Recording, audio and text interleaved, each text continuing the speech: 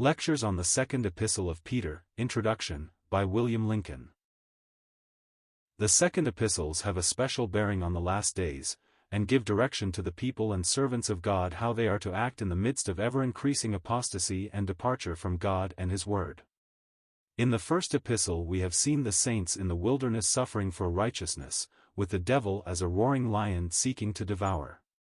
Here the same devil appears in the garb of an angel of light, 2 Corinthians 11 verse 14. Not persecuting but deceiving and seducing by means of the false religions of the day into which he seeks to lure God's saints. Two classes are mentioned in the second and third chapters. In chapter 2, religious professors of the high church and Romanist type, and fearful is their doom. In chapter 3, the broad church or semi-infidel class, sneering at the Lord's coming and seeking to make themselves comfortable in the world.